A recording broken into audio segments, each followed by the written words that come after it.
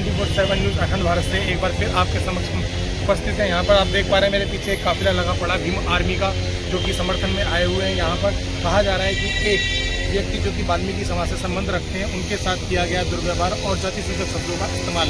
आइए हम इसी संदर्भ में सारे के सारे यहाँ पर जितने भी भीम आर्मी के ये कार्यकर्ता सारे एकत्रित हुए हैं ताकि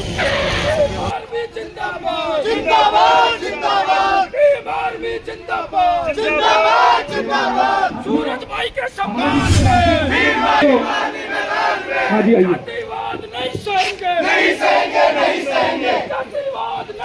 जय भीम साथियों, मैं एडवोकेट अमित पवार, मैं नेशनल सेक्रेटरी हूँ। नेशनल समाज के लोग हैं, ओबीसी समाज के लोग हैं, जो हम 85% बहुजन समाज के लोग हैं।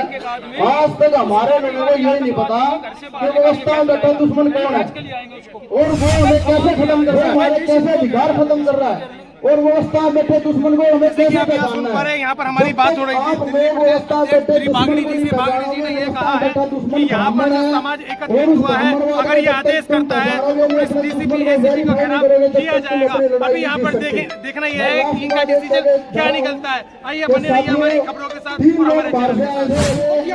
छोटू राम ने एक बात कही थी डॉक्टर से, मेरे भोले किसान एक तो बोलना सीख ले, एक किसान को टू द पॉइंट बात करते हैं। डॉक्टर अम्बेडकर ने साफ शब्दों में एक बात कही थी कि मेरे बच्चों, इस देश को हिंदू राष्ट्र बनने से रोका हुआ।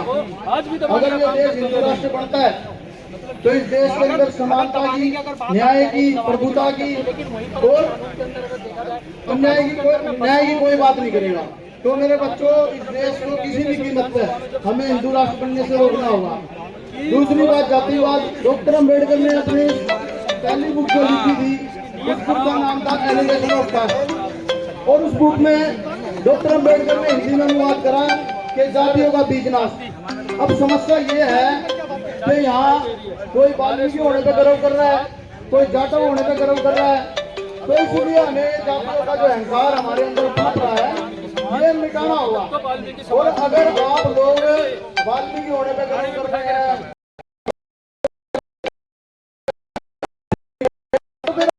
ब्राह्मण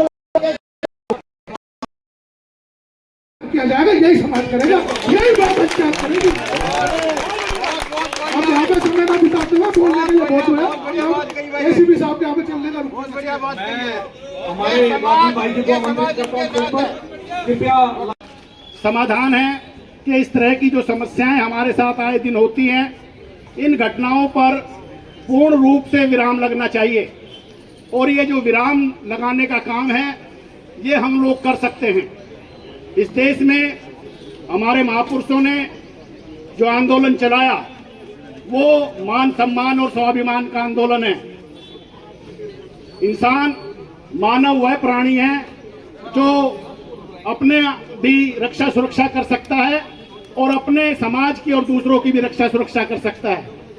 केवल धरती पर जिंदा रहना ये कोई बहुत बड़ा उद्देश्य नहीं हो सकता। इस धरती पर मान सम्मान, स्वाभिमान और अधिकारों के साथ में जीना ये हर एक व्यक्ति का परम लक्ष्य होना चाहिए और भारत का संविधान हमारे को इसकी गारंटी देता है।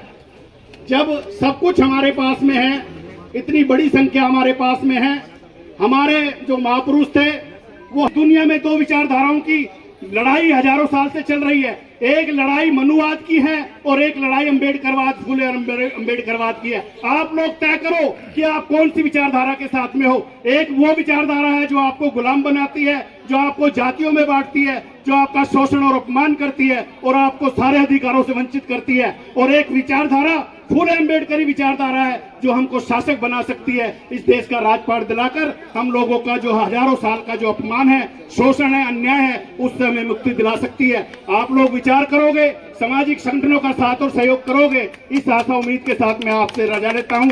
जय भीम, जय भारत। आगे छोड़ दो, मंच को छोड़ दो। देखो भाइयों, अभी कुछ समय पहले ही आप लोगों के सामने जम्मू कश्मीर के अंदर एक आतंकवादी हमला हुआ और बड़ी तेजी से एक बात चली कि वहां पे धर्म पूछा।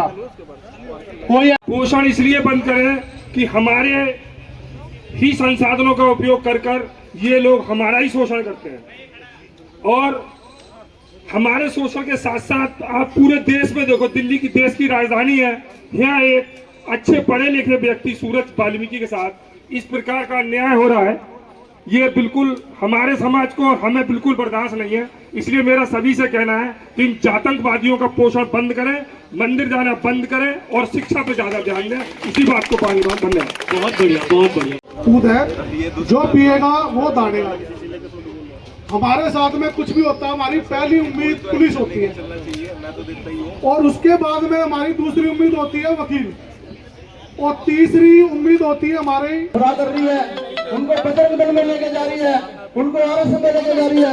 तो ये जो शोषण है, ये शोषण कर बोल रहा है। ये तो तुम 36 बिरादरी का नारा दे रहे हो, 36 बिरादरी का भाईचारा, 36 बिरादरी। भाई मैं आपको साफ शब्द में बता दूं, 36 कोई बिरादरी नहीं है। 19 गोट भाइयों के हैं और 17 गोट ब्राह्मणों के हैं। 19 और 17 मिलाकर